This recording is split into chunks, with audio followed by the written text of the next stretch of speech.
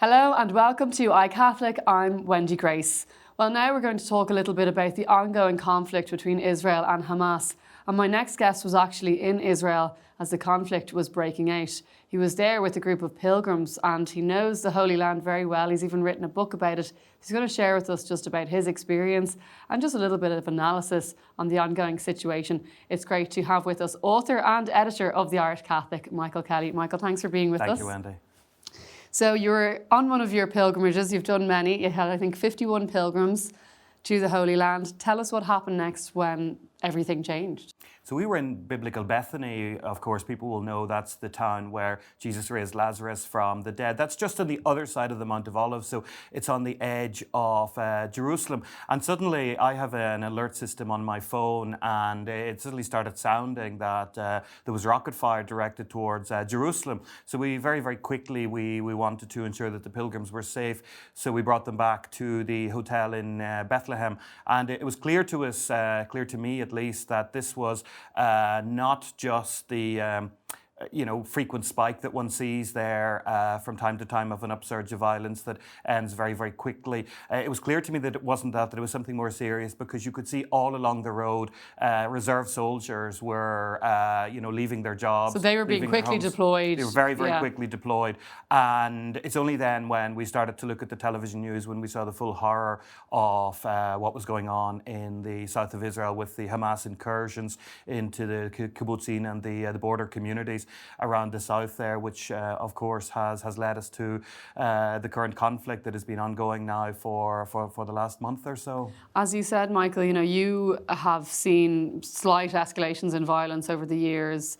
You have been to how many times have you been to the Holy Land? More than 30 times. Yeah. And you've written about it. You know this place so well. Why now? Why has this conflict escalated at such a devastating pace with such a loss of life? I think the sad reality is no one really knows. I mean, this was viewed as a particularly quiet period. I mean, okay, the peace process has been moribund for a long time. There's no particular lasting agreement in sight between Israel and the Palestinians.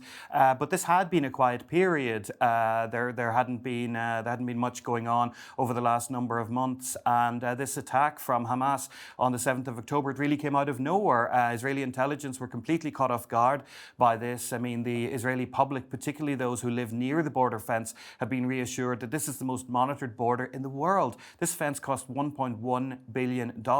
And Israel trusted that. They trusted their intelligence community, but they were entirely caught off guard by this attack on October 7th. So no one really could have imagined that this would have started and, of course, escalated to such an extent. And I think the reason why it has escalated so dramatically is because every now and then Hamas fire rockets into Israel. Israel fires a rocket back, and that ends it.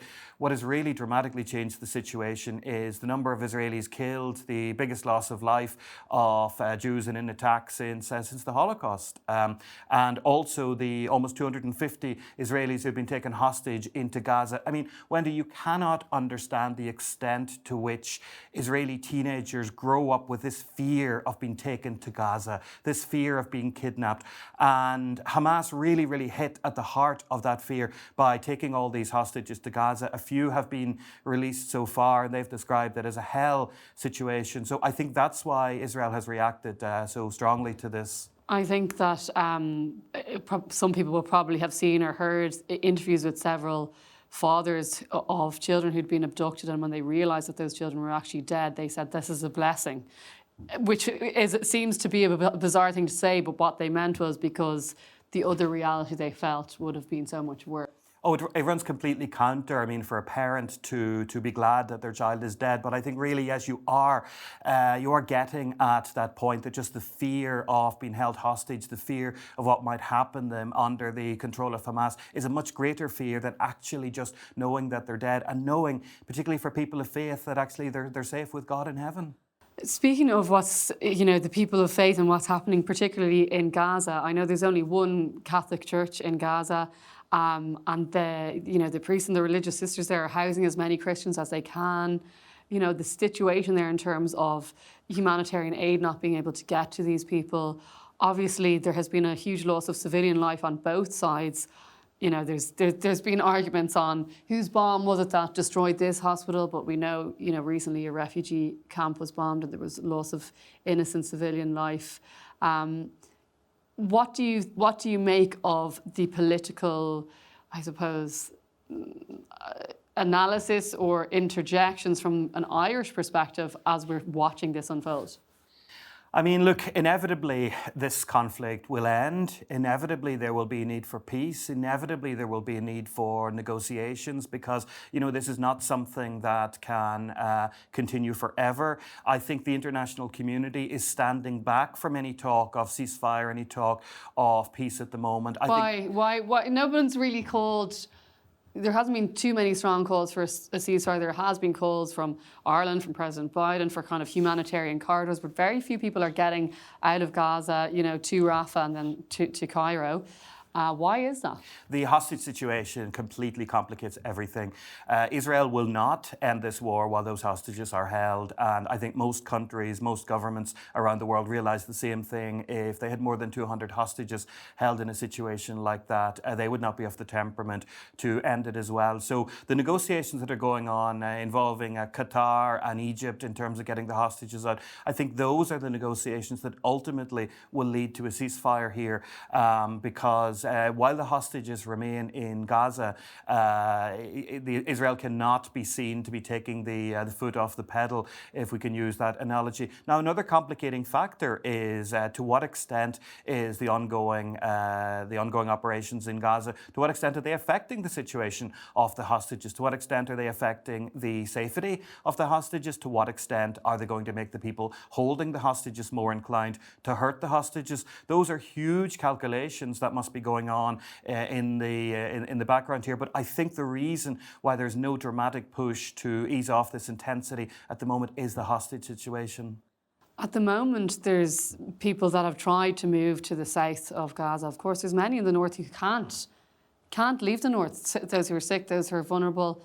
You have to also keep in mind that for many Palestinians, they think back of 1948, what they call the Nakba, the catastrophe, was a time when many Palestinians who live in what is now Israel, they left their homes during that period of war, hoping to return to their homes, and they were never able to return to their homes. So that's a very, very deeply buried in the Palestinian psyche as well, this idea that if you leave your home, you may never, ever come back to your homeland. So I think that's a hugely important reason why some people are also not moving towards the south. For those who are there, I mean, I've heard many interviews. I was listening to an Irishman there saying they're just waiting to get a message from the Department of Foreign Affairs saying you can or cannot cross. I mean, they're letting kind of a trickle of people based on different criteria each day. Who's behind that, Michael?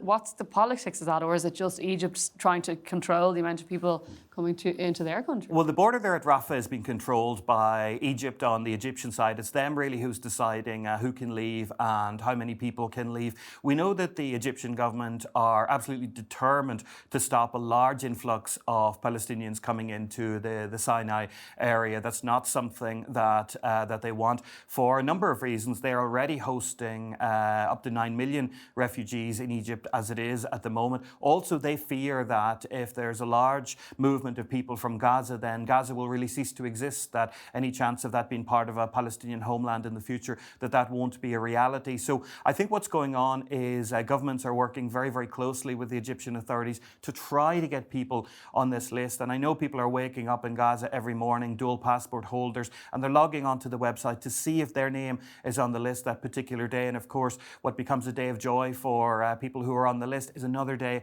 of disappointment for other people, because staying there in a war zone, particularly for people who have families, that's immensely traumatizing. And I know for officials who work in the Department of Foreign Affairs as well, because I worked closely with some of them when we had our pilgrim group there to try to get our pilgrim group out. I know it's immensely frustrating for them as well, because they're trying to deal with authorities and criteria that they aren't fully aware of what's going on in the background either. Michael, from a faith perspective, I mean, when you look at just the level of violence, and even when you're thinking of the Holy Land itself, there's bombs over Bethlehem. I think a lot of people will ask the question, why is this happening? Where is God in all of this? I think it's a very legitimate question, and I think it's a question that people of faith have asked for a long time. We know that most recent popes have visited the Holy Land. Pope Francis visited, Pope Benedict, famously Pope John Paul II. He went there in the great Jubilee year of 2000, and many people will remember the iconic image of that elderly man shuffling towards the Western Wall, the holiest site in Judaism, the last remaining wall of the temple of King Herod, the temple as Jesus would have known it, and stuffing his prayer into the wall. And what did he pray for then? He said, God, grant peace to the land that you chose as your own. So while Christians, people of faith, we abhor all violence, violence in the Holy Land is almost sacrilegious, because that land has been made holy, not only as the promised land, but also the land where Jesus lived. And that's one of the things we say to our pilgrims is, when you're walking around here, this is the land where Jesus walked. This is the Sea of Galilee where Jesus fished. So when you're hearing these places on the news, when you're hearing Nazareth and Bethlehem